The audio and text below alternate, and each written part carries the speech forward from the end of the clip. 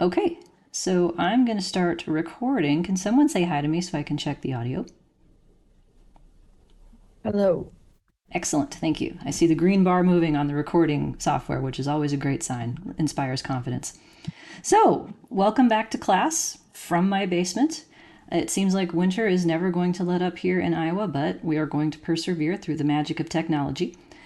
I have spent the morning turning on the online homework for both of my classes. So on the webpage now, in this first box where the links to all the course requirement related things are, I have a link to the homework portal, and I recorded a new video demonstrating how to use it. So your first homework is an extra credit assignment that ideally I would like you to complete by next Monday. That way I can make sure that all of you have access to the homework database and there's no problems in logging in. The video demonstrating it is about 7 minutes in length because it shouldn't take anywhere near that much time. Homework 0 is about the syllabus. So it should not take you more than a few minutes to fill it out, and you get 2 points of extra credit for doing it. That way it essentially translates into one free assignment. And I will let you know once other activities are available for you to start working on, but that's the only thing that you have right now other than the readings. So you can give that a shot whenever you feel the inclination. How's that sound? Good enough? All right. So I posted also in Icon under the Files menu bonus materials for the lecture 2 that I am skipping in terms of doing it live in class about exploratory factor analysis and principal component analysis. Back when I taught a similar course to this at the University of Kansas, Jonathan and I traded off who taught it because it was cross-listed across our departments. So he has material about this that he did from his course, which I posted as well, so you can have a little bit more there. It turns out that you might be seeing him in our course this semester because I just got called for jury duty. And I have tried to get out of it. I tried my very best, but they did not let me. So my plan, if I have to go, is to be as unpleasant as humanly possible, like summon my academic Karen energy to the best of my ability and make it so they don't pick me. But if that plan doesn't work, then we may have some other things happening, perhaps guest lectures, perhaps asynchronous instruction with recordings. Yeah, on call. Yeah, that's what I am. I'm on call as well. So I was actually able to get out of it, Kansas. Can I tell you a quick story? A little quick story time for the beginning of class here. Yeah. So I got called for jury duty, and when in Kansas they didn't let you fill out anything online in terms of trying to get out of it, you had to actually show up. And so then they asked the question, does anyone have a good reason why they can't be here, right? Most of us raise our hands. We're all trying to get out of it. And so I summoned my academic Karen, and they called on me, and they're like, Ms. Hoffman? And I'm like, actually, it's Dr. Hoffman.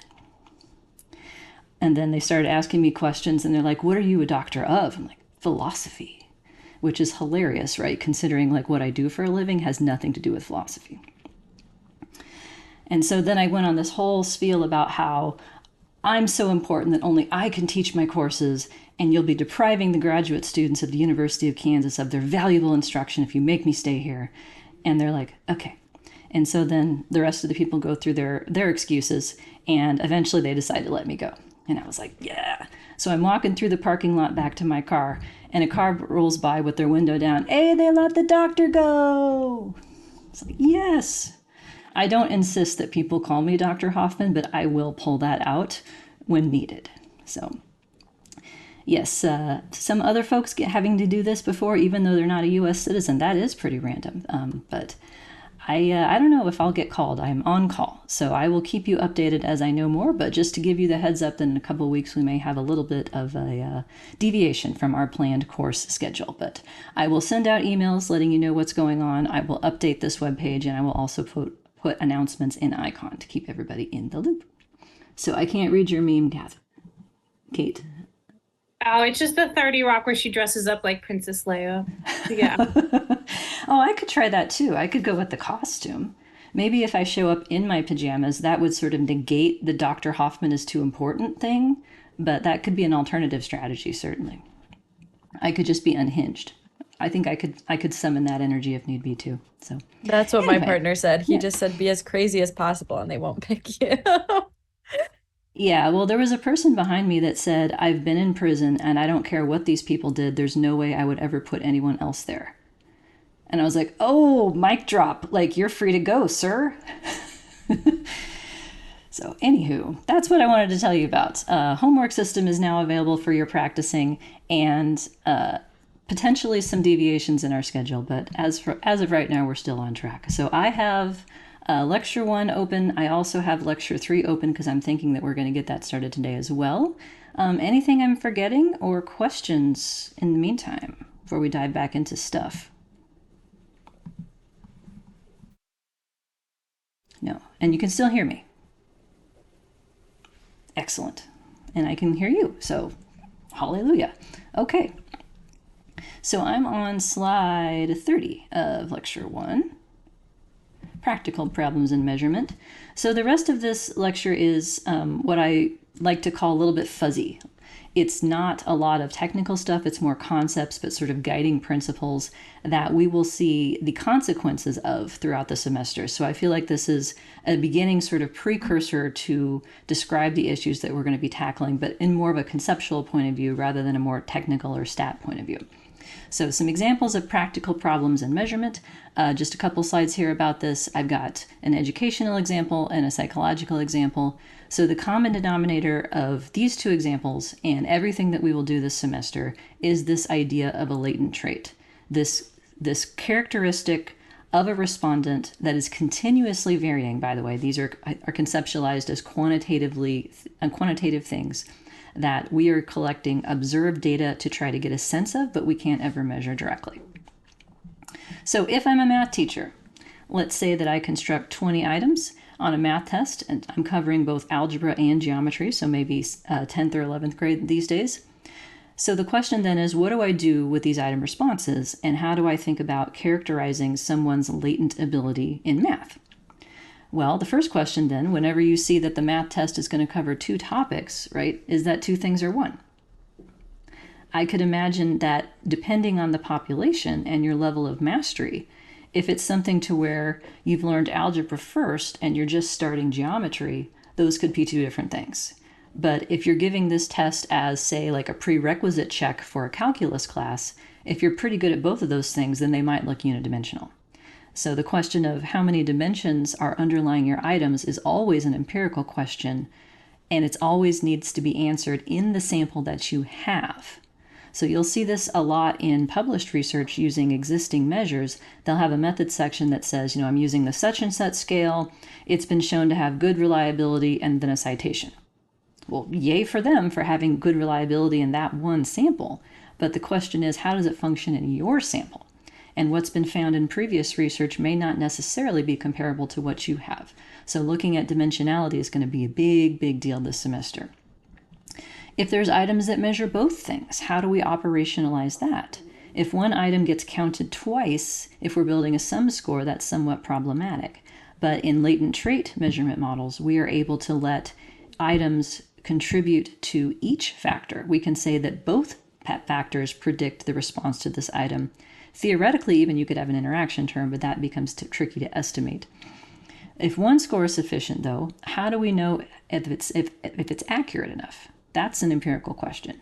The idea of precision of measurement and whether that precision varies across the trait or whether it's relatively constant. And if we have 2 scores, if 2 scores are based on less information, fewer responses, then how much of a hit does reliability take for each of those? And then, is that enough? So the sweet spot for the number of items you need is enough to measure precisely, but not too many, right? Because if you give too many, then you run the risk of people getting bored or inattentive or overwhelmed, and you're shooting yourself in the foot potentially. But not enough means that you may not have enough distinctions to make in terms of people's underlying ability. So these are tricky questions to answer. They should be answered for each new sample, in my opinion, before going on to use the measure to do something else. So are other ways of getting the answer right besides ability? That's always a big question, particularly in measuring math with story problems, right? There's a contribution of one's understanding of the language in which the story is written, as well as the vocabulary of that language. Could different items have been used? Can you swap out items and still draw the same conclusions? In something like math, if you're giving, addition, geometry, those sorts of algorithmic operations, sure, you can swap out the numbers, and as long as it's like 2 digits still or 3 digits still, it should be comparable. But that is much less the case in social science types of latent trait things. Adaptive measurement. So the idea of computer adaptive testing. Folks have heard of that? Yes? Maybe? When I took the GRE, it was a computer adaptive test, and it was adaptive by item, not by block. So are there ways in which we can deliberately not give the same items so that we can not bore people with things that are too easy and not make them waste their time on things that are too challenging? Under certain types of measurement models, that makes sense to try and do, but not in all of them. If you're measuring extreme scores, do you have enough information? Do you have enough items at that targeted level of difficulty or severity to where those people have gradations in their responses that they can make? So in certain measurement contexts, you might be okay with ceiling effects, but in others, you may want to be able to spread them out. So thinking critically about who are we measuring? Like what type of levels of the construct do we want to focus on? Do we want to focus on good measurement all the way, or are we happy with it being better in the middle, which is most of the case? Floors and ceilings are not necessarily always bad things. You know what I'd like to see at the end of the semester in the distribution of your grades? Can you guess what kind of distribution I would like? Kate, what do you think? High? Is that what it was, or raising hands? I was trying to put a ceiling. Yeah, I want a ceiling. You know what? I don't even want a distribution. I want a degenerate distribution. That's a constant. I want to give you all A pluses. That's what I want. I'm be perfectly happy if that was what ended up happening. I don't need a distribution. But in other contexts, you might. Are the items free from bias? Is there anything that would get in the way of how someone answers the question that is unintended? And this is a big deal in the psychometric world in terms of operational testing, making sure that student characteristics don't have any undue influence in how they respond to the questions, making sure things are fair and equitable and all that good stuff. How about number 2? So, hang on, let me back up. Comments from the audience, from the participants. Told you, fuzzy today, a little bit fuzzy. No yet? Okay, I'm still watching the chat, by the way, if anyone wants to send comments that way. In psychology, let's say that you're measuring a trait like depression. Depression items would typically not be scored as binary, so you wouldn't say yes or no, this something happens. Usually those are scored with more of a graded scale. Actually, graded response is the name of the model that goes with ordinal response options, where you would say how much of the time does this apply to you, or how often, or how much do you agree with these sorts of statements. So symptoms of depression, things like having a lack of energy, feeling sad, emoting, behaviorally being sad, or having suicidal ideation. So if we look at these items, do you think they're exchangeable? You can all pretend to be psychologists like I do, except for the real psychologists in here. You think these are all the same? Like we just add these up, these are all equally important? No, decidedly not. If someone is answering almost always to, I think about ending my life, that to me is very different than answering almost always to, I feel sad. So all 5s are not created equal on these scales, and the model needs to understand that. The other issue then is, are there other reasons why someone might endorse these items at a higher level that have nothing to do with depression? Who has lots of energy? Younger people. Healthy people, right? So if for instance, if you have a scale that's designed for undergraduates and you give it to an older adult population, some of those items may not work the same way because of other differences. Question or comment, I'm just wondering how you evaluate the term ability. What should come to my mind when we talk about it? Capacity? Yeah. Ability is the classic term from these models as they apply to educational measurement or any other kind of measure of a cognitive ability or physical ability for that matter. You can think of it as a characteristic, as a tendency, as a propensity. Capacity, I think, works just as well. And by the way, when I say things that are more difficult, and the synonym for that, if you're not measuring an ability type construct, would be severity. So someone who has a more severe instance of depression might have higher expected responses to these items, especially the ones that are more severe items to begin with. Can you think of any other synonyms we can add to the list besides capacity, tendency?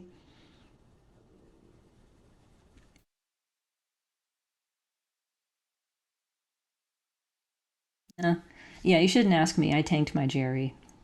That's how I knew that I was doing badly, because it was adaptive. And I started answering the vocabulary section, the English part, and then I got items that said like black is to white as, and I was like, oh, this is not going well. I can tell I've sunk to the bottom of the item pool here. Yeah, proprioceptive feedback really helps your anxiety when you're taking a high stakes test, let me tell you. Anywho. All right, so yes, these things are not all the same. There may be reasons besides the trait of interest that someone would answer in a particular way. Yeah, all the same types of things here that we've talked about. So the things we'll look at this semester then in terms of trying to empirically operationalize these concerns. Dimensionality is big, that's like number one on the list. If you are adding together items to create some kind of subscale or some score or test score, however you want to call it, that is assuming that all of those items measure the same thing. That is a testable hypothesis. I will show you how to test it. It further assumes that they all measure that one thing equally well and that they don't have anything else in common. Those are also testable hypotheses. So in thinking about the literature in your research areas and the items and scales that are used, here's a pro tip. If the name of a trait has an and in it, it's not one thing. That's a guiding principle that you can use. If you can't come up with one name for it that doesn't have an and, it is not one thing. Overall accuracy versus efficiency. How many items do you need to get a good measurement, and for whom? That's going to be a question that we can operationalize via standard error of measurement and its inverse, which is called test information, which can be converted into reliability. Are the response options good enough? So we'll see some examples in the next unit of a scale where we had to end up changing the response options because everyone was picking 4s and 5s. We had to find a way to spread that out so that we could get more variability. Enough items to avoid floors and ceilings, customizing tests. So the idea of looking into an item pool and figuring out where the holes of measurement are. We can do that within the item response theory and IFA frameworks. And generalizability. Does this still work for the intended population, especially if that's a different population? And does it work when presented in a different language, for instance? So you will hear this semester a couple different examples about my experiences helping to develop the Heartland Forgiveness Scale. As a graduate research assistant at the University of Kansas, where I also went to school there, I worked on that project. And since that scale was published, there have been a whole bunch of different translations into different languages, which is great. But then the people who do that work have written to us, the developers of the original scale, and said, look, our factor structure is different than what you found. And I'm like, okay, maybe that's how it is in your culture, or maybe that's an artifact of the particular translation, and the items may be taking on a slightly different meaning within that translation. I don't know. But those are always going to be recurring questions. Does this measure work for the group that you've intended it for? And how does it need to change or be customized if you want to extend that measurement into a different context or a different place? So I have a couple slides here that are from this book. I believe it is still in print. I used to own a copy of it, and I think I lent it to somebody and they never gave it back because it hasn't been on my shelf for a number of years. But if you have any extra money, I would recommend this, especially if you are interested in the process of building a scale from scratch. Like you're in your research, you want to measure something that hasn't been measured in a certain way before, and you're doing it from the ground up. I would recommend this book very highly for that. So according to this book, their purpose of measurement is to provide a reasonable and consistent way to summarize responses that people make. And I use the term instrument. They can use the term scale as well, or questionnaire. That also works the same, survey. So the classic definition here is nice and unambiguous, but that leads to a lot of ambiguity in how that actually gets operationalized.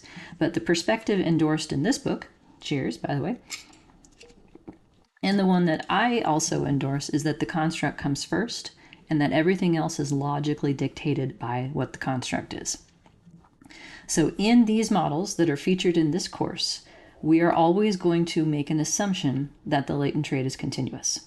That's just an assumption. It's not something that you can test or really change very easily. It's baked into the software because it's unobserved. So we have to make some kind of assumption about it, otherwise it isn't going to work. So the idea is that each trait should be one thing and it should be one continuous thing. And you can have as many different traits in your research area or your model as you want to. The more you have, the more complex the estimation can be, but it's theoretically unbounded. In terms of what traits, where they begin and where they end, one of the articles on your reading list this semester, I think it's later in the semester, they make a distinction about traits that are unipolar versus bipolar. So like if you're measuring depression, like what is the other end of that scale? Is it the absence of depression, like neutrality? Or is the other end going to be happiness or good well-being? Like those are, as a test developer, as a scale developer, you'd have to make that decision because that colors how far the other side of the trait would go in terms of measuring what low people means. And they have some examples of that I thought were particularly helpful. So, but if you are interested in not continuous traits, if you are interested in what is known as an attribute instead, then you need a different type of measurement model. So there are a family of models called diagnostic classification models. I have a link to a textbook here that you can check out. There may be a class on it offered at some point. I know it was just covered as part of the multidimensional measurement class last semester. In these models, the latent trait is a categorical variable. So if you wanted to know whether someone is proficient at something or not, right? Or whether someone is at risk for something or not, those types of classification decisions that you would need to make in the real world, that's what those models are designed to do directly. Rather than getting a score or a standing on a trait, what they give you is a probability of having that attribute being met. And if you have more than one attribute in the model, then you would have a probability profile that describes your chance at each of those and each in particular combination. So just to put that out there are models that have categorical latent variables, but that's not what we're doing. So questions or comments about that?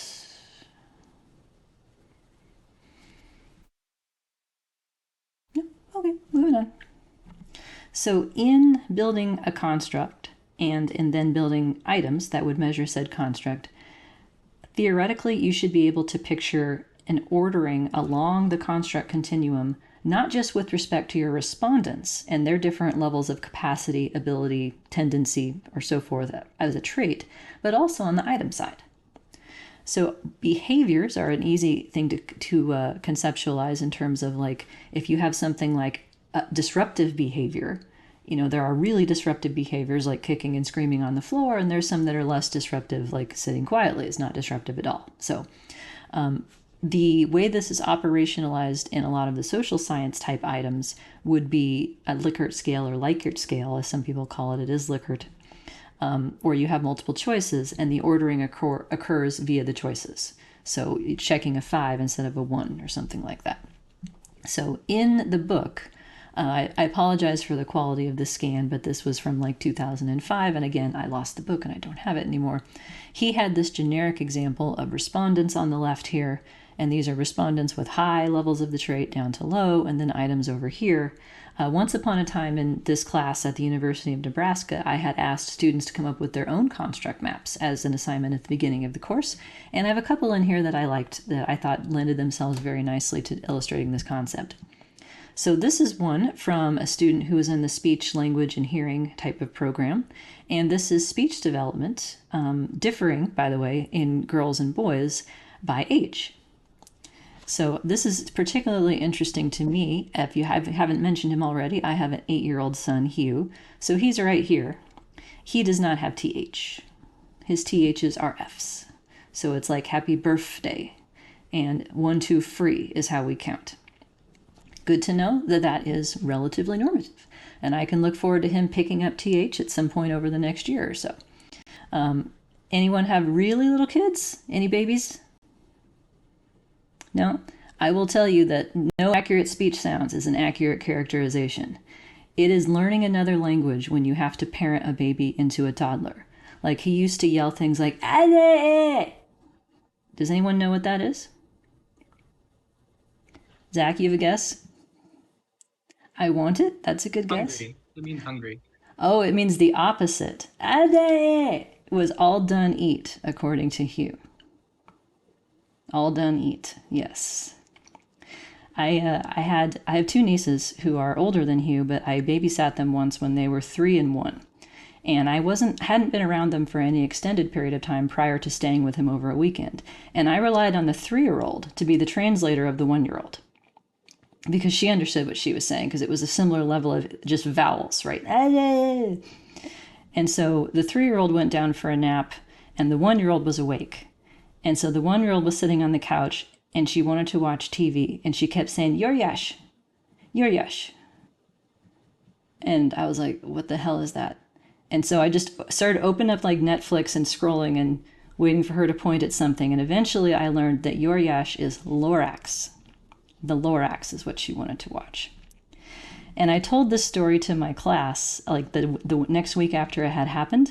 And there was one person in my class who had a 1-year-old. And I said, "Yuryash, does anyone know what that is?" And she's like, "Oh, I got this. Like, this is Lorax." So yes, it is like learning another language.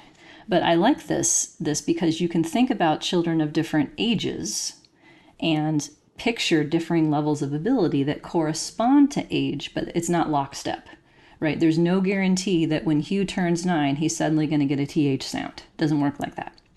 But you can also think about how would you measure the speech ability of a child. So if you start with, these sounds in here, if that doesn't go well, this gives you a direction as to which ones you should try next. You should move this way down the continuum versus if these sounds go well, you might attempt things that are supposed to be more difficult.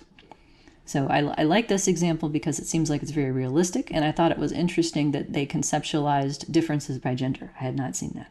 So, anyone else want to tell a story? We like stories. It's the only way to get through a Zoom class, am I right? All right, here's another one. So also from the University of Nebraska, they had a program in survey research methodology. And this was from someone who was looking at the ability to become a translator in a second language. So we have on the people side, anyone over the age of 2 who has picked up some consonants, presumably, who has learned to speak or participate in language in however way they're able to do so, all the way up to being certified and trained to work with translation. And then we can think about the skills that would be involved in achieving each of these milestones. Can you do this? Can you do this? Can you do this? Can you do this? So this is like more of a functional domain.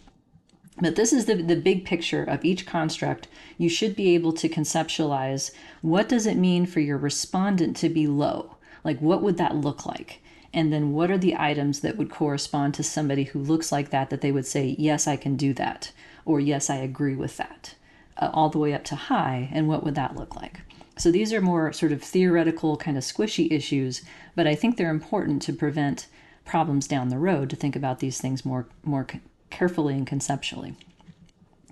So the components of instrument generation then work like this. I have a picture that I like here. I stole this from the book, but I redrew it so it wouldn't be quite as fuzzy. So top left here is the construct. That comes first. The type of construct you have then logically dictates what kind of items are relevant to measuring it. Is it enough to have self-report? Is it better to have observations? Is it something to where you can trust someone's opinion, or you'd have to get outside sources? So the various ways of measuring the construct then are logically dictated by what kind of construct it is. Once you know what kind of behaviors or items, or however you want to think about it, outcomes broadly construed you need, then that dictates what kind of response space you would need. So some things are correct or not the end. Some things are graded, and some things are even more, need more flexibility than that. The type of response that you have, though, to work with that you've decided on, then logically dictates what kind of measurement model you need. And this part, by the way, is almost exactly the same set of concepts as what we'll do in the other class in generalized linear models. What kind of outcome you have dictates what kind of model you need to predict it. That part of it is exactly the same.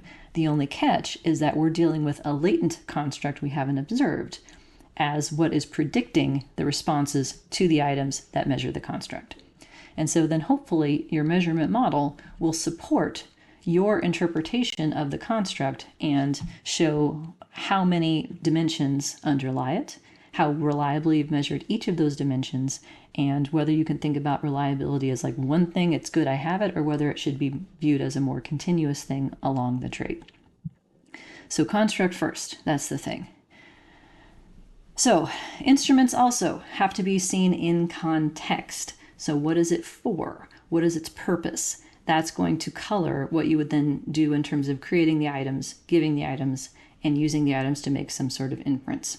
So instruments don't have just a construct component, they also have to have a descriptive component that needs to be thought about.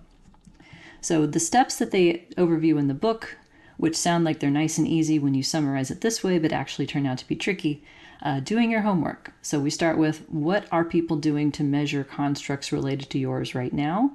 And what's wrong with it? Where are the limitations? For existing instruments, has dimensionality ever been tested? So your first homework assignment, which is not yet available but will be soon, is essentially to do a mini literature review on the construct and the items that you plan to use for your analyses in homework 3 and 5. What I want you to do is go back to the original sources where these items were developed and see what kind of psychometric evidence has been provided in 1 or 2 articles. If you are using a scale that was developed in the last century, 19 something, I can almost guarantee that what you will see as your empirical evidence is an alpha, an EFA, and maybe some kind of test-retest reliability. That's it. Perhaps someone has done more work on it since then, and that would be ideal, but you'd be surprised at the number of things that have been like validated by evidence that in today's world would not be viewed as sufficient. So that's like step 1 in trying to figure out what kind of models you will need to analyze your data. What's been done? What do people know about it? Then we go asking people. So this is the part of the process this actually is sort of qualitative in nature. Getting professionals or other relevant stakeholders to give input. What are the things that are important? What are the things that we should be measuring, and what kind of vocabulary or phrasing should we use to be as instructive and inclusive as possible? That's not a quantitative kind of thing. Designing the instrument then, and then just choosing the response format, and then also more of a qualitative piece at the end, getting people to react to your process. Were there items that were confusing? Were there words that you didn't understand? Were the choices all applicable to you, or did we mess something up? So ideally, this process is straightforward. However, in translation, it becomes quite tricky. Each item should cover one thing, ideally, and have a clearly defined referent as to what you're asking about. So for instance, if I'm asking about my service provider, every time I go to the hospital for some kind of checkup, they send me a survey 3 days later. And the first thing at the top is, we're talking about this person. So when you saw the nurse, how polite were they? How useful were they? When you saw the doctor, how polite were they? How useful were they? When you came out to the folks at the desk to schedule your next appointment, how polite and useful were they? Like they do a good job with the referent. However, if the folks at the hospital ever hear this, I have some tips. They always want to ask, how satisfied were you that your problems were addressed? What if I didn't have problems? How do I answer? I need a not applicable button. So they should be have a clearly defined referent and have an easy way for each person to answer with no ambiguity. They should be short. They should be at the appropriate reading level. Reverse coded items are bad news. So this is something we'll get into more later in the semester in terms of how you would deal with it. But reverse coded items tend not to go very well with their original ones because it's not the opposite of the trait. So let me ask it to you this way. Have you given someone a present and you ask them, do you like it? And they say, I don't hate it. Do they like it? Is that not the same? Yeah. There's a lot of examples of that. We will see within the forgiveness scale that they deliberately made it so that each of the subscales measuring 3 different types of forgiveness had 3 reverse coded items and 3 not reverse coded items. And they split. There are 6 factors in that scale because of that decision. How to fix it is to not have the same response format that requires reverse coding in the first place. How to fix it is to write items in a way that doesn't require that. And so you'll see some examples of that later in the semester. It's called an extended response format, and I think it's a really good idea. But just to plant the flag now, reverse coded items are going to be problematic. They're especially problematic if you confound the measurement of the trait with the way that it's worded. So I'm familiar with scales where one subscale is all reverse coded items and the other 2 subscales are not. I've seen a couple examples like that. Do you know what happens in that case? The reverse coded subscale is going to be less related to the other 2. And the question is it because of what those items are measuring or how they are measuring it? We call that a confound. So you don't want to do that, right? The same principles that you learned in terms of experimental design and research practices apply in building measurement models as well. You don't want to confound the way you've asked a question with what the question is about. You want to either control for it or balance it or otherwise make it so that you can pull those things back apart. Good items need to be broad enough but not too broad and narrow enough but not too narrow. There is a term that you may come across for things that are too narrow called bloated specific, where they're targeting like a very tiny sliver of a construct and it's basically the same items written over and over and over again. That can give you great reliability, but at the expense of generality or validity in that case. So response formats vary. The most flexible is to not have one. So for instance, if you collect video recordings of things happening or you have students write essays, you could go on the back end and code that in any number of ways, and you can decide that after the fact. It's a lot less work at the beginning and more at the end. The opposite, what people tend to do is have these fixed formats where all the items have the same response format. That's more work at the beginning to get that response format as informative as possible, but less at the end. And then you're left with potential ambiguity as to whether some items should use a different format and how to introduce that if so. All right. All the categories need to be finite and exhaustive, as well as not applicable.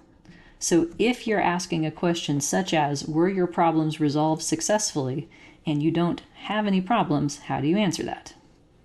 If you don't give people a choice, they will make something up or they will leave it blank, and neither one of those is desirable. Question, what do I think about reverse-coded items that assess a bipolar opposite? With the example of depression, items that measure happiness and are reverse-coded. I don't like it. I don't like it is the answer. I would try to avoid having to do reverse coding because not being happy is not the same thing as being depressed. And being not depressed is not the same thing as being happy. That's my take on it. In reality, though, it's an empirical question. So whether or not the items work differently because they're reverse coded, whether they have a different correlation with the items that are not reverse coded is an empirical question within any sample. But I can usually predict when things are going to go sideways. The other part of it is just the cognitive load of trying to negate something in your head, try to answer how not something you are. People are more likely to screw that up. All right. So yes, this one. Include not applicable, or include I don't want to tell you as an answer. And then the next question people ask me is, well, then what do I do with that, right? There are models for that. So there is something called a semi-ordered partial credit model that hacks 2 different measure models together, and it makes it so that not applicable is on the same trait continuum as the rest of the Likert scale responses. So I don't know if we'll have time to do that one in class, but I have some materials about that because I thought that was a super cool idea. Because having something not apply to you could actually be informative for one standing on the trait And certainly not wanting to answer is probably informative as well. So those aren't throwaway responses necessarily. You can actually use them if you create a measurement model that's designed to take use of that information. So now put a little pin in that one. So here's some examples of what I think are good response formats. There was a student, again from Nebraska, so it was something about how comfortable you are explaining your religious beliefs to others was sort of the main idea of the scale. And they had different choices based on what the item was. So a Likert scale for confident versus how often you do something. And then this type of thing right here, this is an example of an expanded format, where rather than asking how much you agree with one statement, you swap out the range of levels of agreement. So then I have no idea is the low. So this is like a unipolar trait where like neutral is I don't know is the middle, as opposed to like heading on the other side. Now, if you're not using a latent trait measurement model, this creates problems. Having a different number of response options, the ones that have more choices are going to have more variance and therefore more weight potentially. Having different choices, so combining agreement with frequency, is problematic if you're adding these things together, but it's not problematic if you're fitting a latent trait measurement model. In the models that we're going to look at, you can have different response choices, and you can do that deliberately. So if you have an item that is just truly binary, either you have this or you don't, or you agree with this or you don't, or this is correct or you don't, you can combine that with an item that has 3 choices, 4 choices, different numbers of choices, because each choice is considered its own thing on the latent trait. It's its own sort of anchor point to the continuum. So they don't all have to be created the same. And here's a link to one of the articles on your reading list that talks about the expanded format and how it can be used to help solve the reverse coding issues and the multidimensionality that it creates. So I think these are good examples. Here's an example of what I don't like. So take a second and read this art item here. Sometimes I feel caught between wanting to buy things that make me look better in some ways to others, when I really should be spending more money in ways that have more spiritual meaning. I'm looking for a response option here that is, what? What does that mean? And how do I answer this question? Because it's at least 2 things, potentially 3. So I have 7 choices here, but I have no idea how to answer this question based on the content. I also don't like this. I've seen this a lot, where the responses in the middle are not labeled. And if you don't know what 3 is, how are your respondents supposed to know what 3 is and use it consistently? This is not good. Adding slider bar types of things, where you might have labels in points on the continuum, that people still tend to like move their stuff next to the points. So that helps sometimes, but not necessarily. So not labeling things and having items that are too complex are both ways to introduce less than ideal measurement. All right, so item level measurement then. The type of response format you have dictates the measurement model that you need. So if we're going to use binary items, so multiple choice, I'm going to endorse this, or correct or not, then that's the world of IRT or IFA, item response theory, item factor analysis. And in order to predict those outcomes that are bounded, that have boundaries, either 0, 1, or 1 to 5, or whatever they are, we need to use a link function. So this is where reviewing regression, predicting binary and categorical outcomes from the generalized class will help you. That's going to be the first unit after review in this semester's class. CFA, a normal approximation, is probably not going to work very well because it assumes the outcomes are continuous. If you have a quantitative item, so ordinal, a graded response model, as it's known as, or a partial credit model. We'll see a whole bunch of the first one, and I don't think I have an example of this, but I have some resources I can give you. Unordered categorical or nominal, that one is only going to be an IRT model. There's no way to CFA that because they're not really numbers and they're not at all ordered. Anything that involves forced choice or rankings, I would try to stay away from. That's called an ipsative response format, where you lose a lot of variability, not to mention the fact that you can't get people to tell you how they really feel about each choice just in comparison to the others. So the measurements themselves can be continuous or categorical, and we still assume that the latent trait itself is continuous. Yes, exactly right. In these models. Okay, not all latent traits have to be continuous, but the ones we're going to talk about in this class are. Just to put a signpost in terms of other terms, so diagnostic classification models are what I referred to for categorical latent attributes. Those are also known as cognitive diagnosis models. Those are confirmatory models. The exploratory versions are latent class, latent profile, latent, what's the other one I'm missing? Someone help me. What am I missing in that trifecta? Mixture models, broadly construed. I'm losing that. There's one more word that goes in there, but it's blanking on me. Those are for categorical latent variables, but they're exploratory. Where it's like, I think there's 3 groups, and here are my groups. And no, I think there's 4 groups, and there's not a whole lot of evidence that can be used to decide definitively, and what the groups are switch around. So I'm staying away from those. Those are sort of a different class of models. Everything this semester, to recap your question, yes, your answers, the responses, can be whatever they need to be to accurately measure the construct. But the construct itself, the latent trait, the predictor in the model is a continuous variable, and we're pretty much stuck with that. Okay. So yes, rankings and forced choice. So if you have something like rank your 3 flavors of ice cream that are your favorite, and your choices are things like vanilla, chocolate, strawberry, mint chip. So if I were to complete that scale, I'd probably put vanilla first, then strawberry, then chocolate, and I'd be forced to put mint chip in place number 4, but really where I would put it is place like 4,000 infinity, because mint chocolate is an abomination. So just letting me put it 4th does not allow me to express my full distaste of what mint and chocolate together would mean. I know it's controversial, but to me it's gross. Like the smell alone of like a York peppermint patty makes me want to hurl.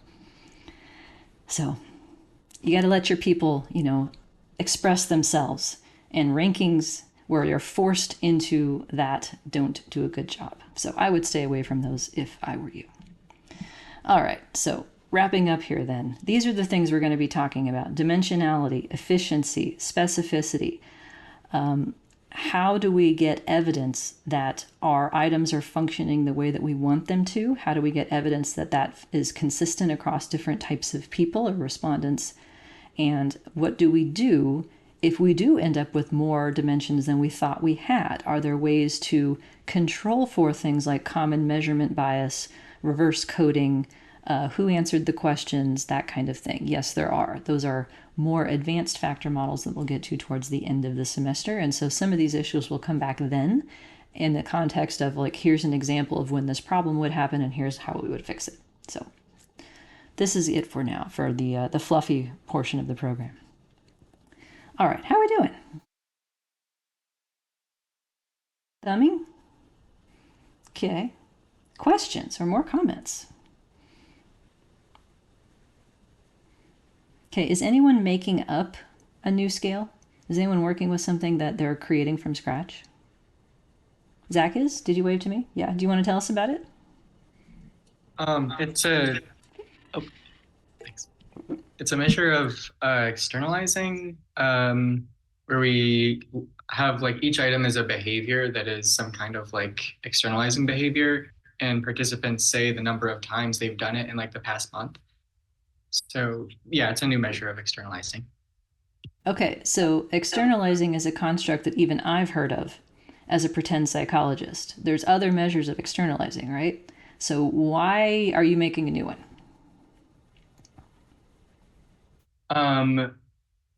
So one of the reasons is to measure change in externalizing across development in a way that can account for how it's expressed differently at different ages.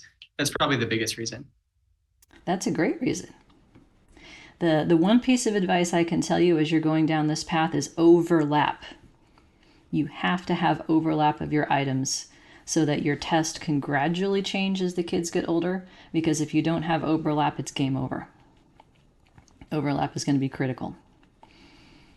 But that also means that because you are deliberately measuring children of different levels, right? Your validity coefficients that you might have, like if you look at how your measure correlates with other standard measures of externalizing, might not be that high because they may not be designed for the same problems or types of people that you're interested in measuring.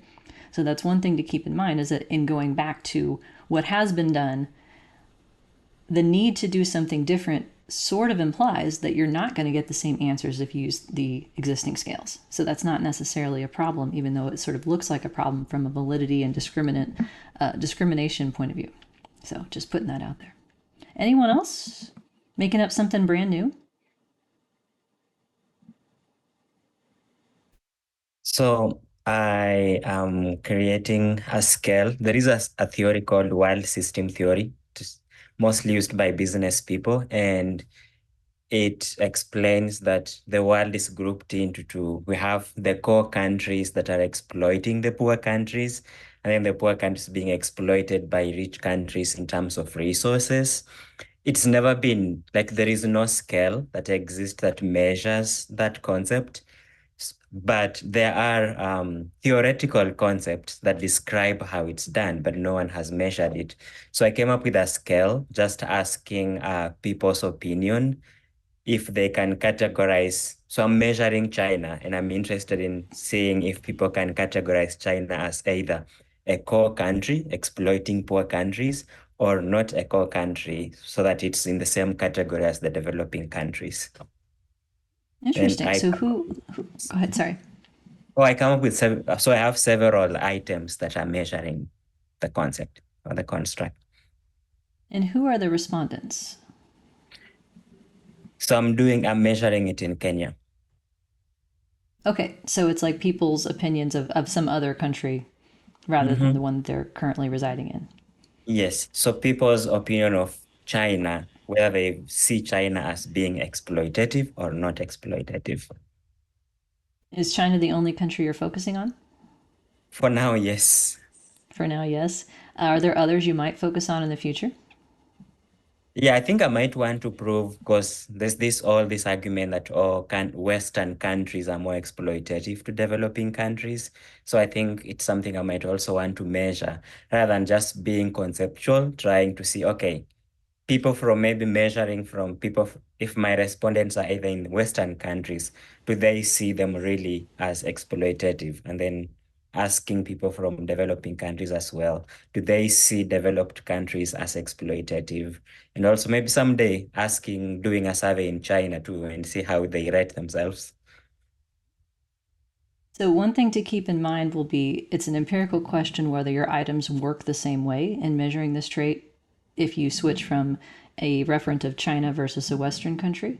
But that is the world of measurement invariance and measurement non-invariance, which is differential item functioning. So that's something else we'll talk about this semester as well. Are your respondents grouped in any sort of way, or is it just like a simple random sample? So I only group them into residency if they come from an urban area or rural area. So urban area means they have more access, because China is pumping a lot of money in our developing countries, like to construct infrastructure. So if people are from urban area, they have access to all this infrastructure that has been built by China or funded by China. And then if people are from rural area, most likely maybe they don't have as much access. Then that might be another dimension over which you would want to see if people are interpreting the items the same way based on their difference in rurality as well. Thank you. Yeah, thank you for sharing. Anyone else want to share?